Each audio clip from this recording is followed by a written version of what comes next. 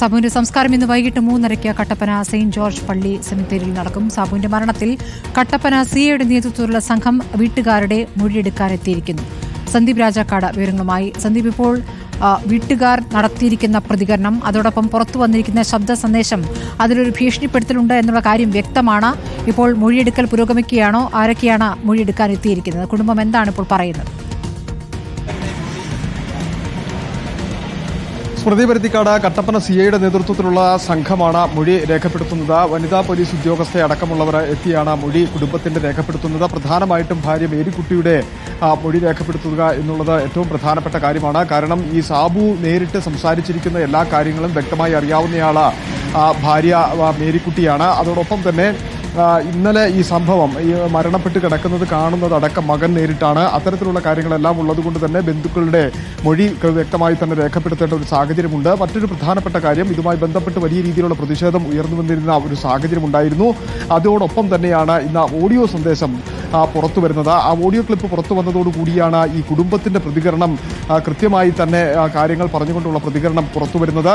Audio സന്ദേശത്തിൽ നമ്മൾ കേട്ടിരുന്നത് പോലെ ഈ അടിമേടിക്കേണ്ട സമയം കഴിഞ്ഞിരിക്കുന്നു, തങ്ങൾക്ക് ഈ പ്രാവശ്യം തരാനുള്ള പൈസ തന്നു കഴിഞ്ഞു, ഇനി ഇത്തരം കാര്യങ്ങളിലേക്ക് പോകരുത്, താങ്കൾ ജീവനക്കാരെ താൻ ആക്രമിച്ചു തുടങ്ങിയിട്ടുള്ള കാര്യങ്ങൾ പറയുമ്പോൾ സാബു അത് നിഷേധിക്കാൻ വേണ്ടി വലിയ പരിശ്രമം നടത്തുന്നുണ്ട്. പക്ഷേ സാബുവിൻ്റെ വാക്കുകൾ മുഖവിലയ്ക്കെടുക്കാതെയാണ് വി ആർ സജി തിരിച്ചുള്ള മറുപടി പറഞ്ഞുകൊണ്ടിരിക്കുന്നത്. അതിനുശേഷമാണ് ഇപ്പോൾ ഈ ഭാര്യയുടെ പ്രതികരണം എത്തുന്നത്. ഭാര്യയുടെ പ്രതികരണത്തിൽ വളരെ വൈകാരികമായി തന്നെയാണ് പറയുന്നത്. ഏതാണ്ട് 1.5 വർഷത്തോളമായി ഇത്തരത്തിൽ ഈ പണം തിരികെ ആവശ്യപ്പെട്ടുകൊണ്ടുള്ള യാത്രയിൽ അവർക്ക് വലിയ രീതിയിലുള്ള മാനസിക ബുദ്ധിമുട്ടും സംഘർഷവും നേരിടേണ്ടി വന്നിട്ടുണ്ട് എന്നുള്ളതാണ് ഏറ്റവും പ്രധാനമായി അവർ പറയുന്നത്. അതിൽ ബാങ്ക് സെക്രട്ടറി റെജി അടക്കമുള്ള ആളുകൾ വളരെ മോശമായ രീതിയിൽ സംസാരിക്കുന്ന സാഹചര്യം ഉണ്ടായിട്ടുണ്ട്. അവിടെ നിന്ന് കരഞ്ഞുകൊണ്ട് ഇറങ്ങിപ്പോരേണ്ട ഒരു സാഹചര്യം ഉണ്ടായിട്ടുണ്ട് എന്ന് അവർ പറയുകയാണ്.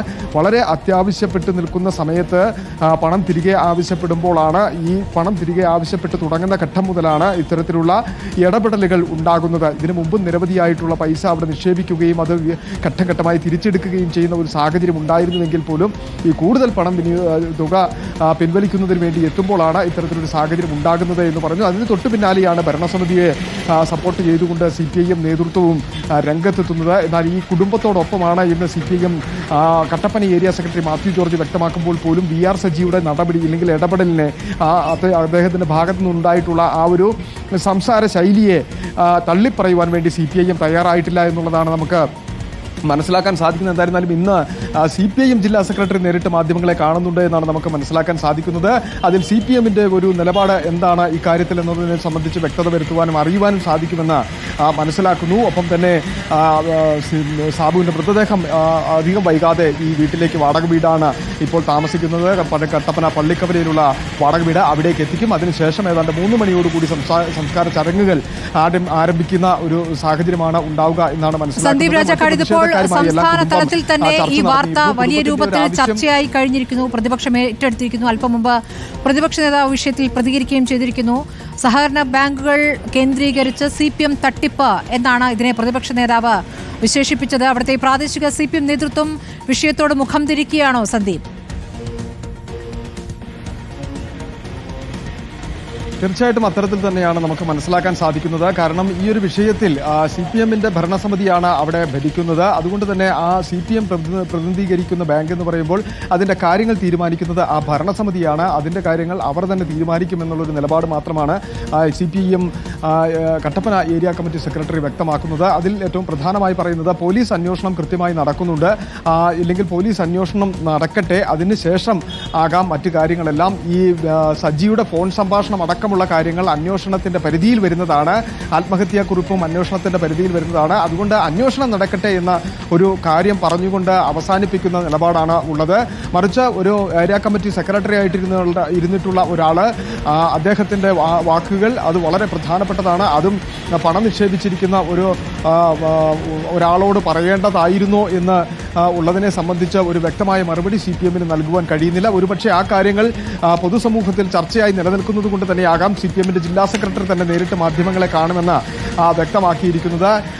എന്തായിരുന്നാലും ആ ഒരു കാര്യം CPMന്റെ നിലപാട് എന്താണ് എന്നുള്ളതിനെ സംബന്ധിച്ച് അന്നേരം വ്യക്തമാകും. പക്ഷേ കോൺഗ്രസും BJPയും അടക്കമുള്ള സംഘടനകൾ ഇത് ഒരു രാഷ്ട്രീയ വിഷയമായി ഉയർത്തിക്കൊണ്ടുവന്ന CPM-നെതിരെയും ഇടതുപക്ഷത്തിനെതിരെയും വലിയ പ്രതിഷേധത്തിലേക്ക് നീങ്ങുന്നതിന് വേണ്ടിയിട്ടുള്ള ഒരു തീരുമാനം കൂടി എടുത്തിട്ടുണ്ട് എന്നാണ് നമുക്ക് മനസ്സിലാക്കാൻ സാധിക്കുന്നത്. വരും ദിവസങ്ങളിൽ അത്തരം പ്രതിഷേധങ്ങളിലേക്കും പ്രക്ഷോഭങ്ങളിലേക്കും പ്രതിപക്ഷ സംഘടനകൾ നീങ്ങുന്ന സാഹചര്യം ഉണ്ടാകും എന്ന് തന്നെയാണ് മനസ്സിലാക്കുന്നത്. എന്തായിരുന്നാലും സാബുവിന്റെ മൃതദേഹം ഇന്ന് തന്നെ സംസ്കാരം നടത്തും എന്നാണ് മനസ്സിലാക്കുന്നത്. അതിന് കൃത്യമായിട്ടുള്ള ഒരു ഇടപെടൽ കൂടി നടത്തിയിട്ടുണ്ട്. കുടുംബത്തിന്റെ ആവശ്യമായിരുന്നു ഇത്തരത്തിൽ ഇങ്ങനെ നീട്ടിക്കൊണ്ടുപോകുവാൻ കഴിയില്ല എന്നുള്ളത്. അതുകൊണ്ട് തന്നെ കുടുംബവുമായി ബന്ധപ്പെട്ട് ഈ സമര പ്രഖ്യാപനം നടത്തിയാണ് അവിടെ നിന്ന് മൃതദേഹം പോസ്റ്റ്മോർട്ടത്തിനായി എടുത്തുകൊണ്ട് വന്നത്. അതുകൊണ്ട് തന്നെ പ്രതിഷേധക്കാരുമായി കുടുംബം സംസാരിക്കുന്ന ഒരു സാഹചര്യം ഉണ്ടായിരുന്നു.